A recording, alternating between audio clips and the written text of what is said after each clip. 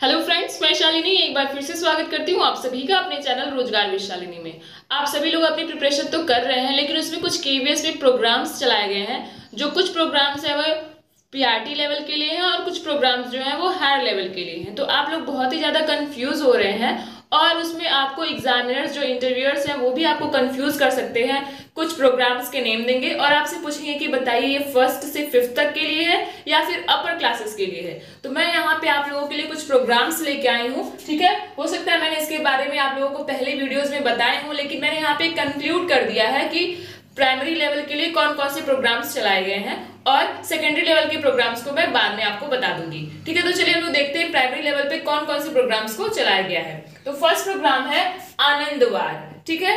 आनंदवार है, इसको हम लोग इंग्लिश में फन डे भी बोलते हैं, जिसपे मेरी एक अलग से वीडियो बनी हुई है कि फन डे आखिर क्या है। आनंदवार तो मैं आपको यहाँ पे बता देती हूँ, ये जो फन डे है जिसका मतलब है आनंदवार, ये 1st से 5th तक के क्लास के लिए ही है। ये 6th से अपर यानी कि 5th से अपर क्लासेस के लिए ये आनंदवार नहीं बनाया गया है। ये आनंदवार सिर्फ और सिर्फ 1st to 5th क्लास के लिए बनाया गया है। इसमें होता है कि हर सैटरडे को, एवरी सैटरडे को बच्चे को बिना बैग के साथ बुलाया जाता है और उनके साथ उनके जो अंदर की एक्टिविटीज है उसको अच्छे से निखारने के लिए ये जो आनंदवार है इसको बनाया गया है। और आपसे ये पूछा जाता है, बार बार पूछा जाता है कि आखिर आनंदवार कौन से सैटरडे को नहीं मनाया जाता है और क्यों।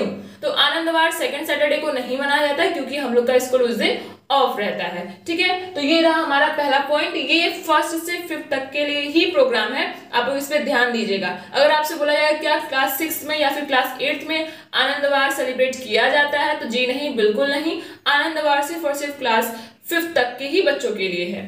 सेकेंड है विद्या प्रवेश, ये क्लास 1st के बच्चों के लिए है, सिर्फ और सिर्फ क्लास 1st के बच्चों के लिए है और ये 3 मंथ्स तक ये प्रोग्राम चलता है, ठीक है। ये रेगुलर 3 मंथ तक प्रोग्राम चलेगा विद्या प्रवेश। इसमें क्या होता है, पेरेंट्स के साथ बच्चों के लिए प्रोग्राम चलाए जाते हैं, ठीक। और उसमें होता है कि हम लोग निपुण भारत और ये जो FLN है ये इसी का पार्ट है। ये निपुण भारत और FLN से आपके एग्जाम में भी क्वेश्चन आए हुए हैं। निपुण का और FLN का फुल फॉर्म आपसे पूछा जाता है, ठीक है। इसकी क्या जरूरत पड़ी ये भी पूछा जाता है। तो मैं यहाँ पे एक चीज आपको क्लियर करना चाहूंगी, यहाँ पे FLN है, ठीक है। तो F और बहुत लोग बोल देते कि फंडामेंटल है ना, फंडामेंटल नहीं है। मैंने पिछली वीडियोस में भी आपको बताया होगा कि F फॉर फंडामेंटल नहीं, F फॉर फाउंडेशनल होगा, फाउंडेशनल लिटरेसी एंड न्यूमरेसी, ठीक है। यानी कि किसी भी चीज का बेस जब हम लोग तैयार करते हैं तो वो उससे आप लोग ट्रिक से समझ सकते हैं कि F फॉर फाउंडेशन।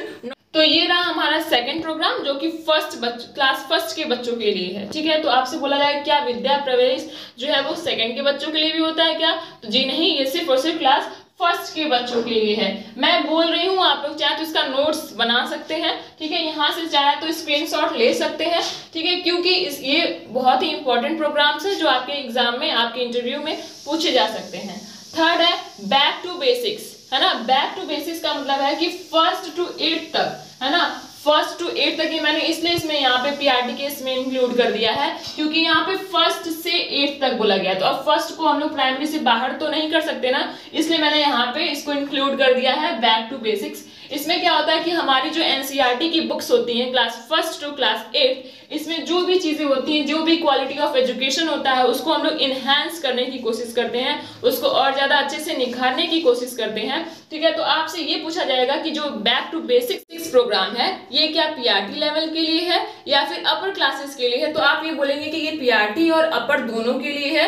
ये हम लोग बोल सकते हैं कि क्लास 1st से क्लास 8th तक के लिए। हम इसको अलग से सेपरेट नहीं कर सकते कि ये सिर्फ और सिर्फ पीआरटी के लिए है या फिर सिर्फ और सिर्फ टीजीटी वालों के, यानी कि 6 to 8 ऐसे करके, ये दोनों के लिए है, ठीक है। आप लोग फिर से याद रखिए, back to basics class 1st to class 8th है, जितनी भी एनसीईआरटी की बुक्स हैं उसके एजुकेशन को इनहेंस करने के लिए प्रोग्राम ले आया गया है। नेक्स्ट है CCA, ठीक है। CCA मीन्स होता है को करिकुलर एक्टिविटीज। इसमें क्या होता है कि पढ़ाई के साथ साथ और भी जितनी सारी एक्टिविटीज हैं उसको करवाया जाता है, ठीक है। इसमें इसको पर वीक करवाया जाता है ताकि बच्चों के अंदर जितने भी वेरियस स्किल्स हैं, चाहे वो सिंगिंग हो, डांसिंग हो, है ना, कुछ भी करने के उनके अंदर अगर कोई भी कला है तो उसको इनहेंस करने के लिए, उसको बाहर निकालने के लिए हम लोग को करिकुलर एक्टिविटीज को करवाते हैं। ये को करिकुलर एक्टिविटीज आपको पर वीक करवाया जाता है, ठीक है।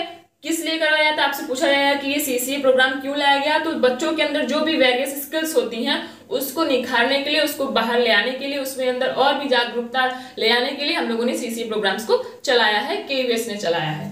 ठीक है, नेक्स्ट है कि सीसीई क्या है। CCE means continuous comprehensive evaluation. ठीक है, जितनी भी चीजें हम लोग करते हैं, एक इवैल्यूएशन मतलब क्या होता है, किसी भी चीज को देखना कि आखिर उसको जो भी हम प्रोग्राम कर रहे हैं या फिर जो भी हम क्लास में बच्चों को पढ़ा रहे हैं वो बच्चों को समझ में आ रहा है कि नहीं, ये सतत होना चाहिए, है ना। कंटिन्यूअस मतलब सतत होना चाहिए, लगातार होना चाहिए। बीच में अगर हम लोग रुक गए, जैसे मान लीजिए कि हम लोग करवाते हैं ना एफए, एसए, ये सब कुछ करवाते हैं, फॉर्मेटिव असेसमेंट, समेटिव असेसमेंट, ये सब इसी के अंदर आएगा। ठीक है, तो सीसीई जो है और सीसीए में आप लोग कंफ्यूज नहीं होंगे, ये को करिकुलर एक्टिविटीज है और ये कंटिन्यूअस कॉम्प्रिहेंसिव।